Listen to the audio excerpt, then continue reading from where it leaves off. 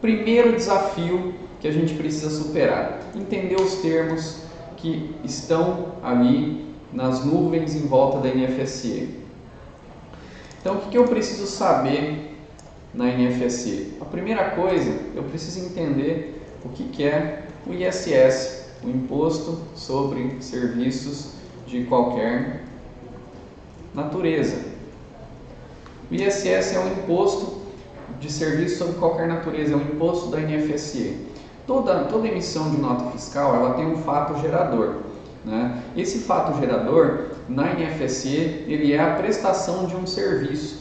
Essa prestação de um serviço, ela gera a cobrança de um tributo, e esse tributo é o ISS-QN.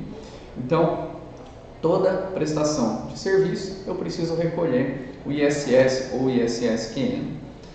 Outra coisa que eu preciso saber também quando eu vou trabalhar com NFSE é o que a gente chama aqui na TecnoSpeed de padrões de prefeituras, né? Aqui agora a gente abre um leque para conversar. Por quê?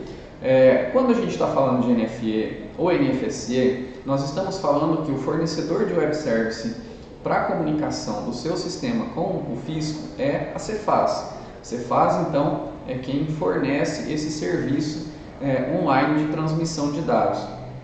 Quando a gente fala de prefeituras, existe uma regra aí onde a prefeitura tem autonomia para definir como ela vai fazer a prestação desse serviço. Então, as prefeituras contratam empresas que desenvolvem os seus web services de comunicação e de envio do XML da NFSE.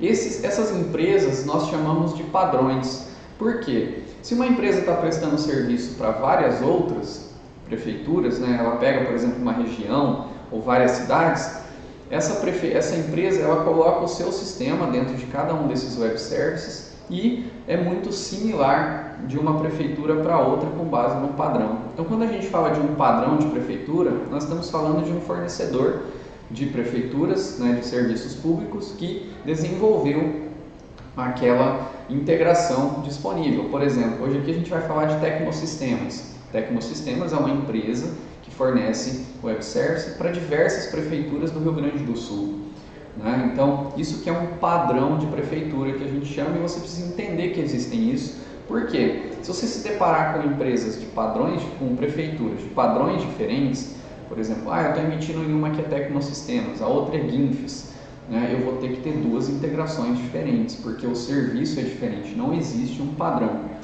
Mas na verdade, né, vou só anotar aqui para vocês, valores de web services das prefeituras. Só que na verdade não existe um padrão, mas um dia se tentou fazer um padrão, e esse padrão se chama Abrasf. Surgiu então uma iniciativa em nível nacional, onde, entendendo que essa pluralidade de padrões prejudicava todo mundo que estava envolvido nesse processo, surgiu então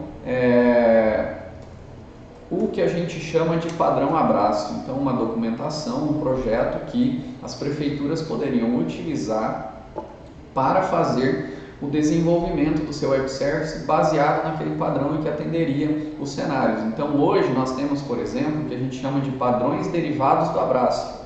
Ou seja, são empresas que pegaram esse padrão Abrasf que eles criaram e desenvolveram algo com base naquele documento que foi construído. Isso faz com que o quê? A gente tenha até uma certa padronização, mas ainda assim, esse projeto, por que ele foi uma tentativa? Porque a gente não conseguiu padronizar todo mundo, tá certo?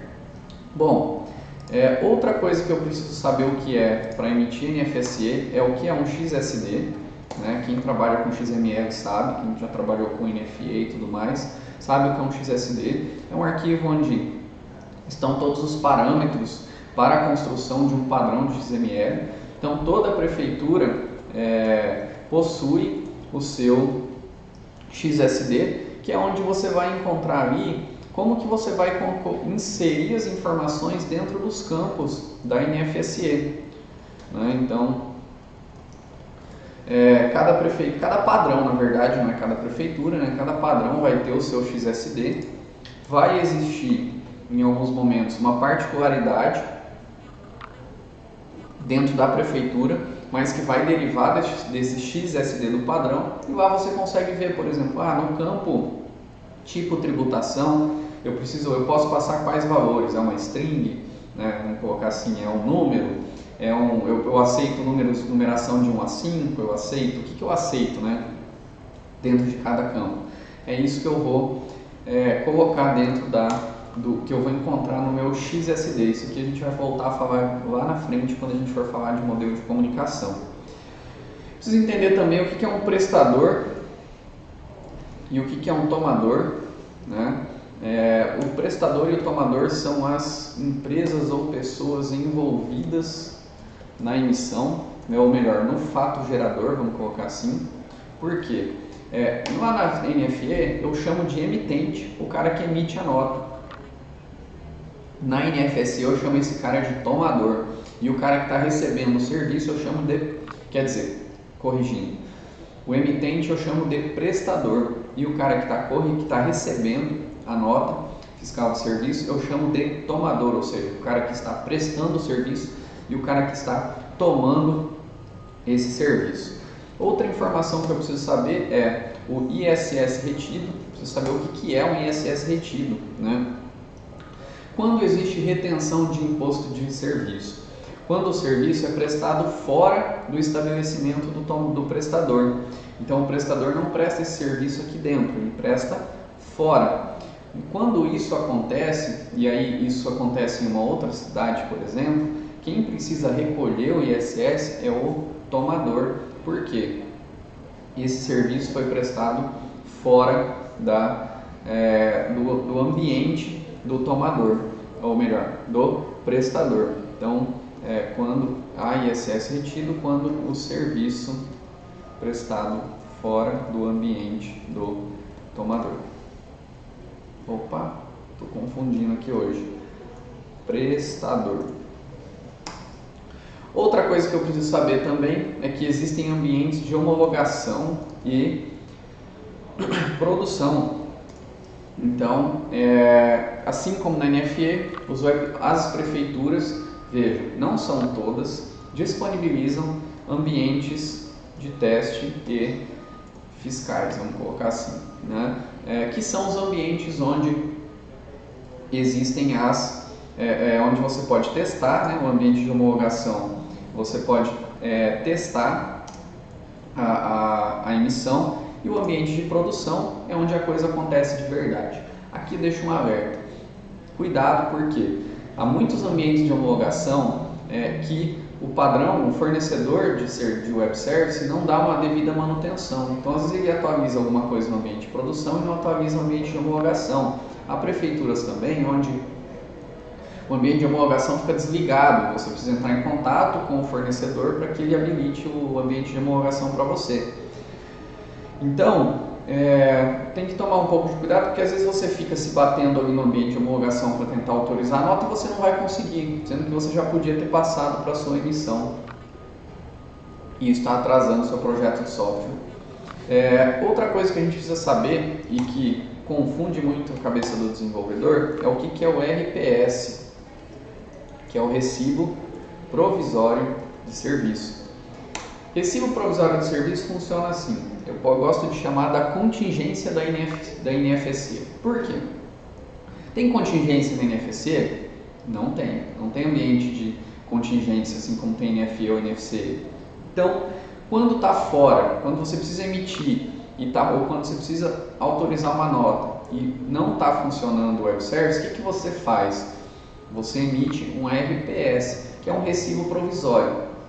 Então você imprime isso, entrega para o seu tomador e depois você vai converter esse RPS em uma NFSE.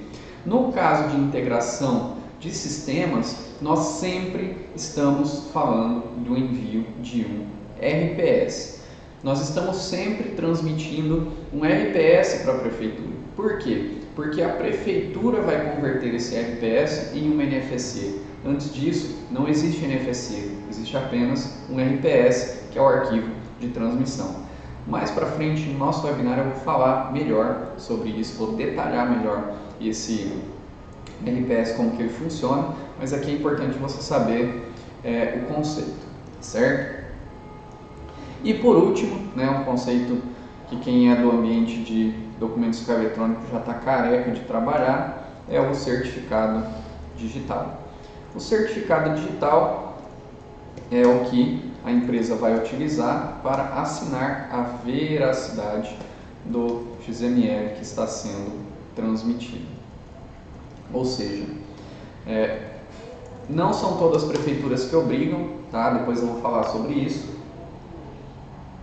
mas você vai precisar, na maioria delas, de um certificado digital para fazer a emissão. O certificado digital é aquele arquivo PFX que você utiliza, né, para fazer a assinatura do XML. Ok? Então, esse é o primeiro desafio, pessoal.